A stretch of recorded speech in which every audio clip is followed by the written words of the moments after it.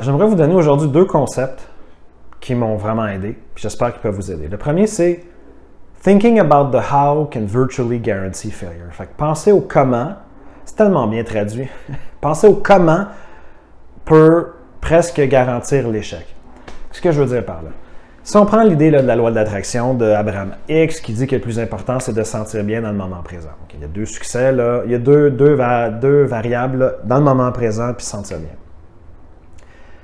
Si je pense à mes objectifs ou à mes rêves, puis à toutes les fois que j'y pense, je suis comme « Ouais, mais j'y crois pas. Comment je vais faire ça? » Tu sais, comment je vais faire de l'argent? Comment je vais améliorer ma santé? Comment je vais rencontrer l'âme sœur? Peu importe, right?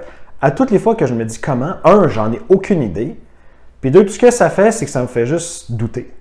Right? Fait que le truc, là, je dis pas que je suis capable de toujours appliquer ça. Là. Je vous enseigne les choses que j'ai besoin d'appliquer dans ma vie. Le truc, c'est de dire, OK, j'ai aucune d'idée sur comment que ça va arriver. Mais ça va arriver à un moment donné.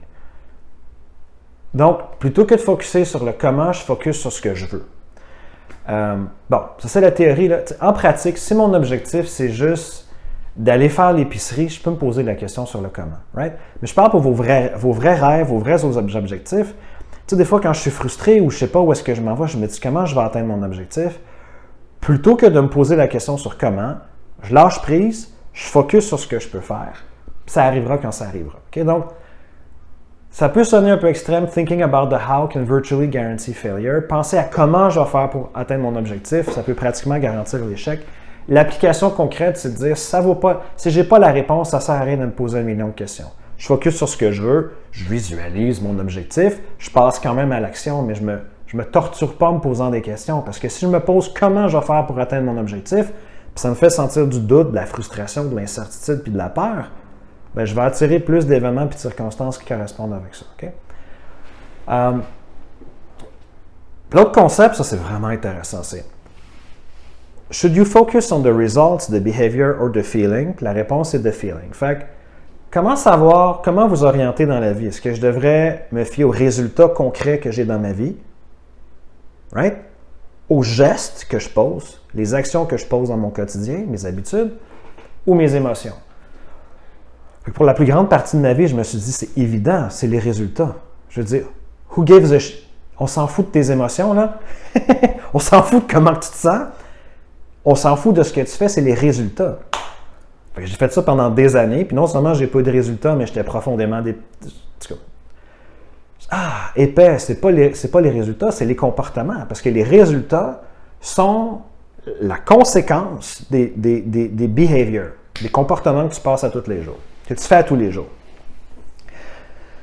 Puis là que je suis tombé dans le piège, vous savez, là, il y a cette espèce de philosophie, le 10x, 10x. Donc, ce que dit cette philosophie-là, c'est si tu n'as pas atteint tes objectifs, c'est que tu ne passes pas assez à l'action.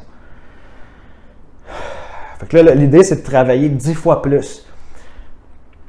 Je travaillais du 14 heures, 15 heures par jour pendant des années. Je suis sorti de là complètement psychotique. Ça se peut pas. C'est-tu moi le problème? Ça peut pas être les émotions. Ça fait pas de sens. Ça fait pas de sens jusqu'à temps que j'ai découvert la loi de l'attraction par Abraham Hicks. J'ai fait une vidéo sur le sujet. Grosso modo, ce qu'il dit, c'est que tout est énergie, tout est vibration. Puis que ce qu'il dit, si tu attires des pensées, des circonstances, événements et situations qui sont tes rêves, il y a 2 variables. Il y a le moment présent puis être bien. Donc, il n'y a rien de plus important que d'être bien puis dans le moment présent. Fait que tant que je n'avais pas cette perspective un peu plus woo-woo, énergétique, vibratoire de la réalité, mes émotions ne faisaient pas de sens. Mais depuis que j'opère à partir de cette façon-là de voir la vie, ma vie n'est pas parfaite, là, puis je n'ai pas changé ma vie du jour au lendemain, mais c'est crissement mieux qu'où est-ce que j'étais avant. Fait que, une façon de voir ça, c'est de dire, OK, les résultats que j'ai dans ma vie sont les conséquences des gestes que je pose. Right? On est vraiment concret, là. Mais les gestes que je pose sont les conséquences des décisions que je prends. Right? Puis les décisions que je prends tous les jours. Mais sur quels critères je me fie pour savoir si mes décisions sont bonnes? C'est là que c'est les émotions. Fait que, est-ce que je me fie aux résultats, aux comportements ou aux émotions? C'est les émotions. Parce que quand je me fie au moment présent et à me sentir bien le mieux que je prends, le mieux que je peux, ça ne veut pas dire que je vais prendre des décisions parfaites, mais je vais prendre les meilleures décisions, qui fait que là, je suis motivé à passer massivement à l'action. Parce que je passe massivement à l'action avec une bonne décision, bien là, j'ai des résultats. Okay?